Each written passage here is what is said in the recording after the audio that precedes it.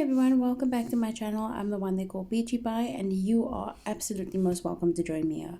Okie dokie, so today in other news, we're going to be taking a look at the story of this particular woman whose name is Mokgadi Rameetse, right? Who was a businesswoman who says, I bought 10 cars in 4 years, then lost them all and used taxis, but I'm rebuilding my business. Sounds very optimistic. The article is by Bonolo Sekuru and it is from the News 24 website.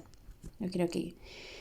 So that's the article summary, which says businesswoman Mokgadi Rameetse bought 10 cars within 4 years, then lost them all. Now she is rebuilding and restoring what is lost, or what was lost.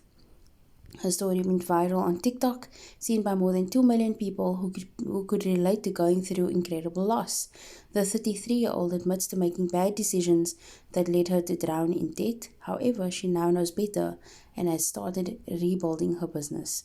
Just those 3 summary statements are like an incredible story in and of itself. So let's continue. Mokgadi Rameetse is an entrepreneur, and like many successful business owners and leaders, she can tell you that some lessons are learned the tough way. She started a successful fleet business, lost it all, but now her business acumen has her winning again as she's opened a driving school. That's brilliant, and that's one of the things that is important for an entrepreneur. You have to be consistently ready to change up the game, make different changes to your business and how you do things in order to find out what works. Statistically, I believe it takes about 2 years for a business to become profitable, more or less, or actually to break even, I believe, is the statistic. So that will be 2 years of you making little to no money on something that you're spending all of your time, effort, and energy on in order for you to have a successful business. And that's like 2 years minimum. 5 years is like even still like mid-range. Yeah. Sorry. She shared her story on TikTok where it was viewed over 2 million times, with many people relating to the errors she made when she had access to money and credit that seemed endless. Your credit is from the devil. I don't like credit at all. I'm not a fan. I think that we should not buy things that we can't afford, rather save up for them. I'm not a fan of credit at all. It's a terrible, terrible, deep, dark hole that is just... Anyway, let's continue. Back when she started her business in 2014, a year wouldn't pass without her going into a dealership to buy a new car. It had become a routine to buy and change cars without much thought. I'm sure that if you own a vehicle, you know why that's a problem. Because like you're just adding on to the payments. Anyway, guys, when she was 28, she bought her first car so she could start a shuttle business. So you could see that from the very first, she was an entrepreneur through and through. Her thought process is, I'm buying a car so I can start a shuttle business. Brilliant woman. In April 2015, she bought herself a personal car, and later in the year, she bought another car for the business. The next year, she bought a Bucky, and 3 months later, she upgraded it to a Mercedes-Benz. So she's flying through cars like it's nobody's business. But, I mean, she must have been successful enough to have been granted personal loans for those vehicles, So that just shows you that she has some business skills. And sometimes when we read an article, we judge someone based on their mistakes, but we should also remember the process that it takes someone to get there, realize their mistakes, and pick themselves up and move on again is also part of the process of not just being a human, but really being a business owner and an entrepreneur. The resilience is one of the best skills that you can have. Anyway, 6 days later, she bought another car for her shuttle business. It was a lot happening in a short space of time, especially for someone new in the business. She had ventured into school transport, staff hire, cross-border goods delivery, and the taxi industry. So she was diversifying even from the beginning. Brilliant.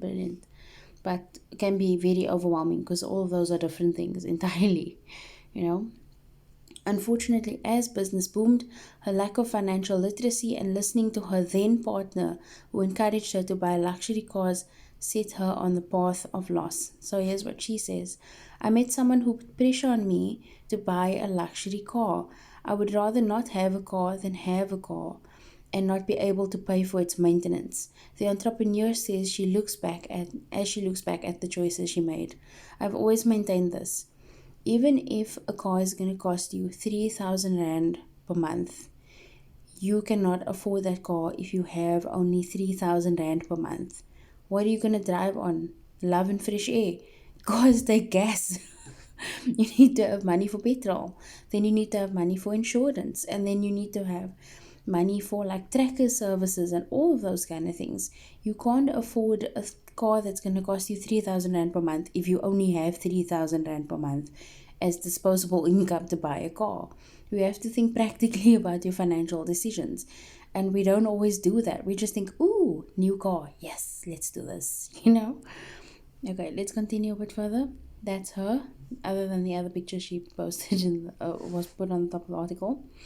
Bad financial decisions were at their peak.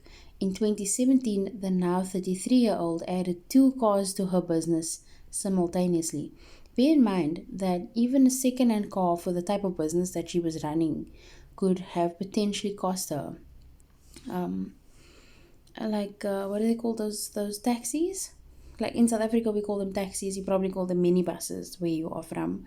If you're from anywhere else in the world, they could be anywhere around 120,000 to 350,000, depending on if they are second-hand or new. So adding two like minibuses like that could run you almost 250,000, And she was using cars, and potentially she might have been spending at least 60K on a car or more, depending on the year model and the dealership that she bought the cars from. So adding a lot of cars in a short space of time, even if it's a fleet business, you have to be able to maintain it because you have to pay your employees as well. The pressure from my then partner I had in 2016 of buying a luxury car came back again. And I was convinced to buy a car I did not like because a man is the head of the household. She says, referring to when she bought a Golf G7 GTI, which she called my Valentine.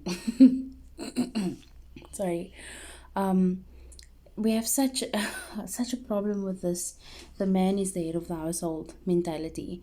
And I'm not trying to question anyone's belief systems or anything. But the problem is that as a partner, you want to please your partner. And the unfortunate reality is sometimes your partner's not interested in pleasing you or thinking about long-term benefits for both of you as a couple. You really have to watch out for yourself if you're in a relationship. So I'm going to stop there because I think that this is a good place to stop. I read through the whole article, which I'm going to post as a pinned comment. And she is doing so much better in her life now. She's got better skills, and I don't think she's with that current partner at this current period anymore. But the good thing that came out of all of this is it's a very good lesson for all of us to pick a good partner and to develop really, really good financial sense. Don't be with someone that's going to put pressure on you, or if someone is going to put pressure on you, you need to know how to put those boundaries down. And you need to know also as an entrepreneur how to separate your private life and your business life so that family and individuals don't have access from the one to the other, because they will mess up your business and expect free service. Because we do that. We expect free stuff because someone is a family member, but we also unfortunately expect top quality service. So it's just an unfortunate reality.